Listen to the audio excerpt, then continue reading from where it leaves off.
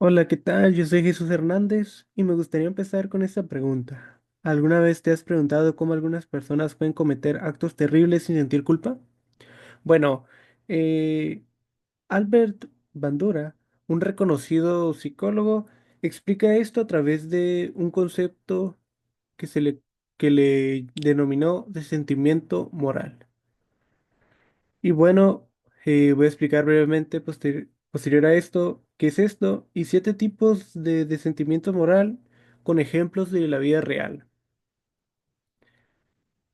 Bueno, empezamos con ¿qué es el de sentimiento moral? Bueno, esto es un proceso psicológico que permite a las personas racionalizar y justificar sus acciones dañinas, incluso cuando ellas son conscientes de que pues tienen una naturaleza reprobable.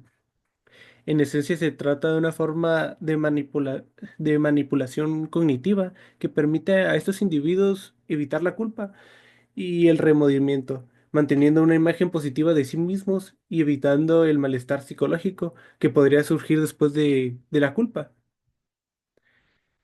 Primero tenemos este mecanismo que es la justificación moral.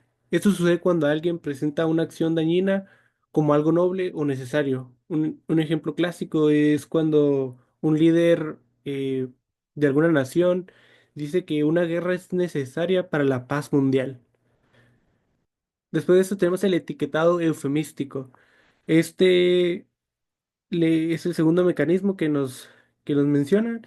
Este se usa para suavizar el impacto de una acción. Por ejemplo, en alguna empresa, cuando se llega a despedir a gente, las empresas dicen que va a haber una reducción de personal en vez de decir un despido masivo. Esto es para suavizar el impacto negativo que va a tener. Después tenemos la comparación ventajosa. En este caso, la comparación ventajosa ocurre cuando se justifica sus acciones diciendo que otros son peores. Por ejemplo, cuando un gobernante, un político, minimiza la corrupción que está haciendo, comparándose con la corrupción que existe en otros países. Después tenemos la difusión de la responsabilidad. Este mecanismo ocurre cuando la culpa se diluye entre varias personas. Un ejemplo de esto es cuando en una empresa ocurre un fraude y nadie siente culpa porque como todos participaron de ello, la culpa está dividida. Después tenemos el desplazamiento de la responsabilidad. En este caso, las personas justifican actos diciendo que solo seguían órdenes. Un ejemplo de esto lo podemos ver en después de la Segunda Guerra Mundial cuando se le hizo el juicio a muchos soldados en Nuremberg, después donde ellos decían que solo seguían órdenes. Luego tenemos la deshumanización de la víctima.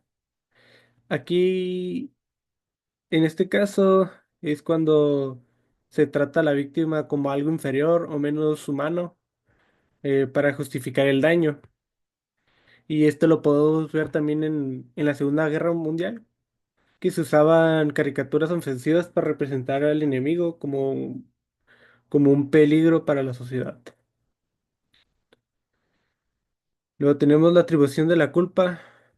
En este caso, este mecanismo ocurre para culpar a la víctima. Eh, por ejemplo, puede estar está este ejemplo en el acoso, donde el agresor puede decir que tuvo la culpa porque lo provocó, tratando de justificar sus acciones. Y bueno, estos mecanismos son peligrosos porque nos hacen justificar acciones inmorales sin darnos cuenta. Es importante identificarlas y reflexionar sobre cómo afectan a nuestra sociedad, incluso en nuestra vida. Y muchas gracias por su atención.